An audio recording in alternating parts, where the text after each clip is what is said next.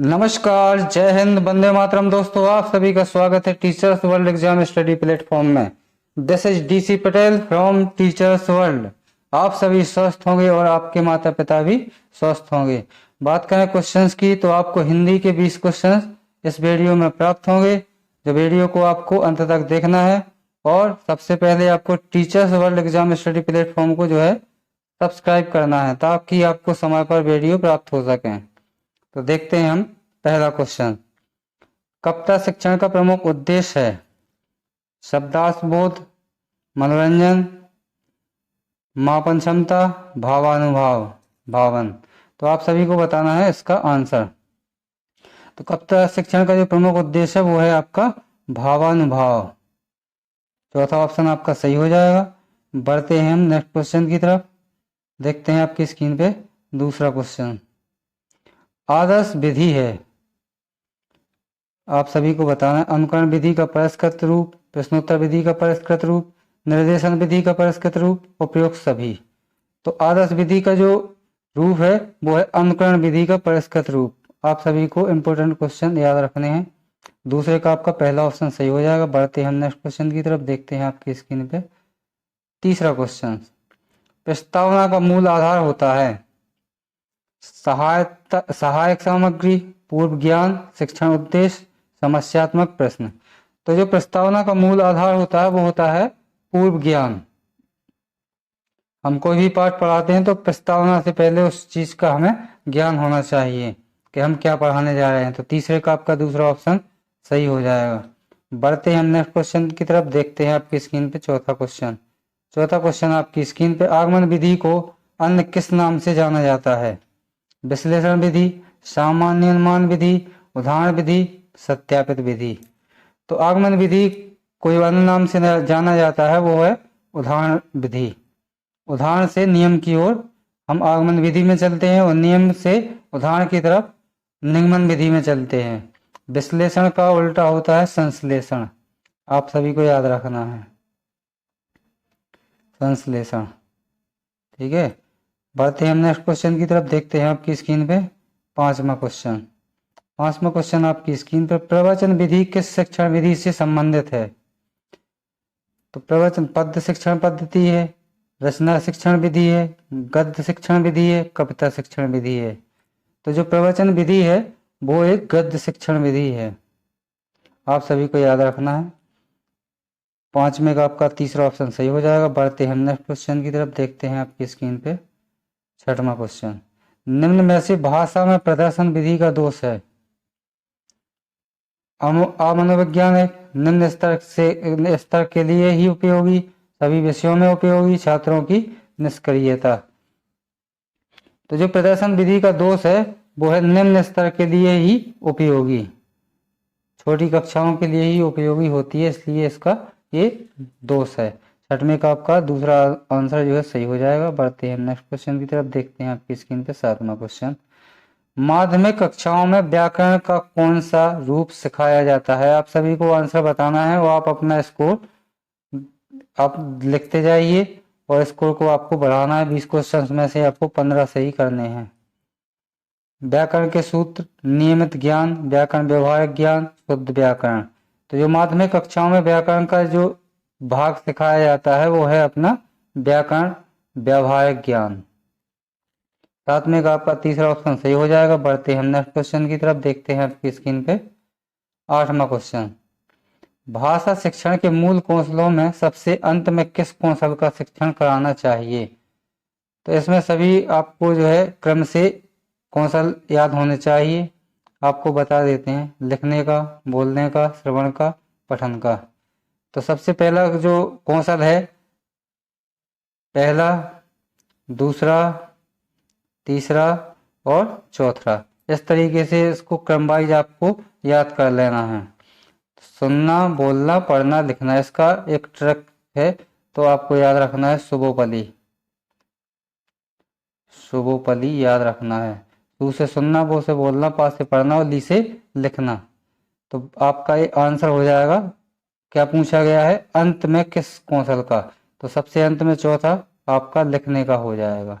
पहला ऑप्शन आपका सही हो जाएगा। बढ़ते हैं हम नेक्स्ट क्वेश्चन की तरफ। देखते हैं आपकी स्क्रीन पे 9वां क्वेश्चन, कौशलात्मक उद्देश्य है अर्थ ग्रहण करना, रचना रूपों का ज्ञान प्राप्त करना, यति गति के अनुसार शुद्ध कविता पाठ करना, सद्व्यक्ति का विचार विस्तृत करना। तो कौशलात्मक उद्देश्य आता है यति गति के अनुसार शुद्ध कविता पाठ करना, ताकि उसमें सब जो कौशल होते हैं, सुनना बोलना पढ़ना लिखना, यति गति के अनुसार वो आते जाए। तो 9वें का आपका तीसरा ऑप्शन सही हो जाएगा। बढ़ते हैं नेक्स्ट क्वेश्चन की तरफ, देखते हैं आपकी स्क्रीन पे 10वां क्वेश्चन, मातृभाषा शिक्षण में मौखिक अभिव्यक्ति हेतु किस पद्धति को अपनाएंगे? आप सभी को 10वें का आंसर बताना है। स्वाध्याय पद्धति, डाल्टन पद्धति, प्रोजेक्ट विधि, खेल विधि।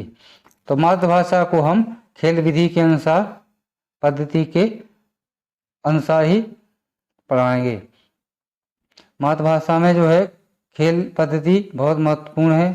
खेल पद्धति से हम मातृभाषा का ज्ञान करवाएंगे। 10वें का आपका चौथा आंसर सही हो जाएगा। बढ़ते हैं नेक्स्ट क्वेश्चन की तरफ। 11वां, प्राथमिक स्तर पर रचना शिक्षण के लिए कौन सी विधि उपयुक्त रहती है? प्रश्नोत्तर विधि, अनुकरण विधि, रूपरेखा विधि, सूझ विधि। तो आपको आंसर बताना है, आपने आंसर टिक कर लिया होगा। 11वें का आंसर हो जाएगा आपका प्रश्नोत्तर विधि। पहला ऑप्शन 11वें का सही हो जाएगा। बढ़ते हैं नेक्स्ट क्वेश्चन की तरफ, देखते हैं आपकी स्क्रीन पे 12वां क्वेश्चन। तो स्थलानंद का अर्थ समझाने के लिए किस विधि का उपयोग किया जाएगा? चित्र दिखाकर, समास विग्रह, व्युत्पत्ति द्वारा, अर्थ कथन। तो इसका जो सही आंसर हो जाएगा वो हो जाएगा आपका समास विग्रह द्वारा। 12वें का आपका दूसरा ऑप्शन सही हो जाएगा। बढ़ते हैं हम नेक्स्ट क्वेश्चन की तरफ, देखते हैं आपकी स्क्रीन पे 13वां क्वेश्चन। वर्णनात्मक कविता शिक्षण की सही विधि बतानी है आपको। प्रश्नोत्तर प्रणाली, शब्दार्थ प्रणाली, तुलना प्रणाली, व्याख्या प्रणाली। तो वर्णनात्मक कविता शिक्षण की सही विधि है वो है आपकी शब्दार्थ प्रणाली। दूसरा ऑप्शन आपका 13वें का सही हो जाएगा। बढ़ते हैं हम नेक्स्ट क्वेश्चन की तरफ, देखते हैं आपकी स्क्रीन पे 14वां क्वेश्चन। प्राथमिक स्तर पर कविता शिक्षण की उपयुक्त प्रणाली है व्याख्या प्रणाली, व्यास प्रणाली, तुलना प्रणाली, गीत व अभिनय प्रणाली। तो जो प्राथमिक स्तर पर कविता शिक्षण की प्रणाली है वो है आपकी गीत और अभिनय।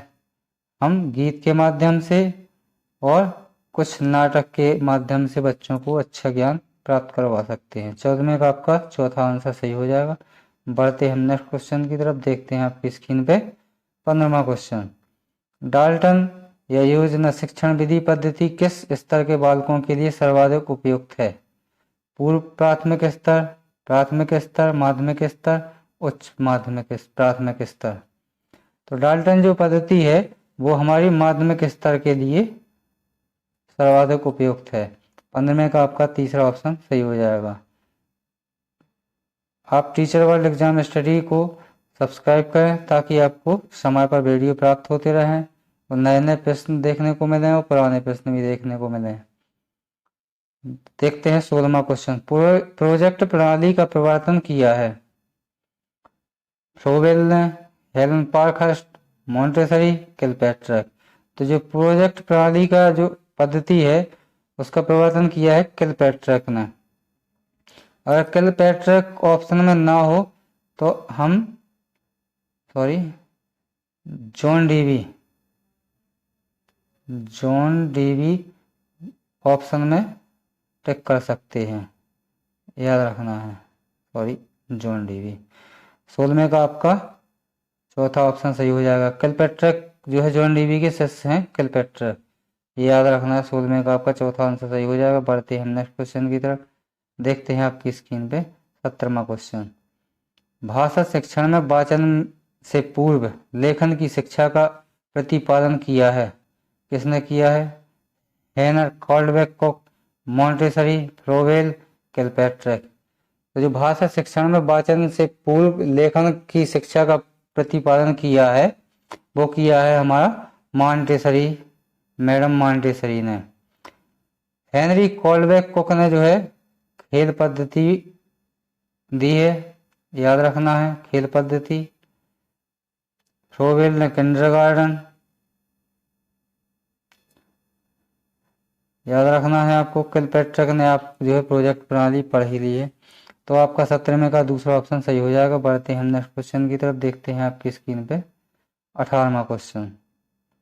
खेलों द्वारा प्रमुख रूप से भाषा के जिस पक्ष का शिक्षण किया जा सकता है वह है मौखिक भाषा, व्याकरण शिक्षण, रचना शिक्षण, लिखित भाषा। तो खेलों के द्वारा हम क्वेश्चंस को पहले भी पढ़ चुके हैं। तो खेलों के द्वारा हम एक मौखिक भाषा का प्रयोग कर सकते हैं, शिक्षण किया जा सकता है। ठीक है, 18वें का आपका पहला ऑप्शन सही हो जाएगा।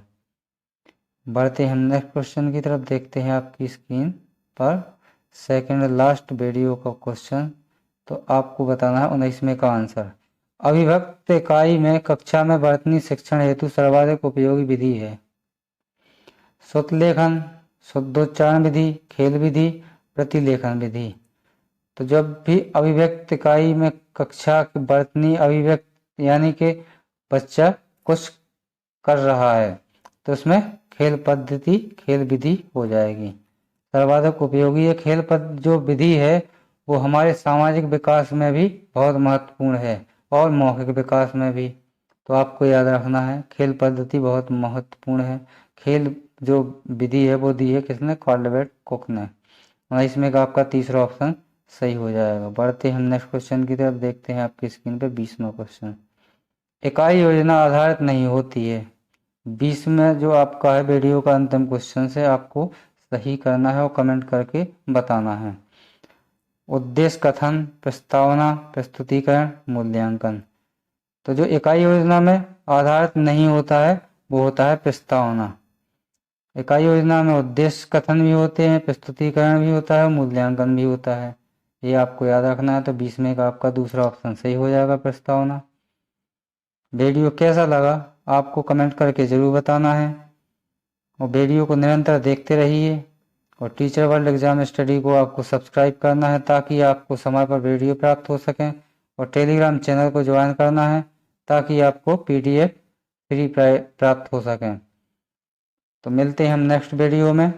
जब तक के लिए जय हिंद, वंदे मातरम। स्वस्थ रहें और मस्त रहें।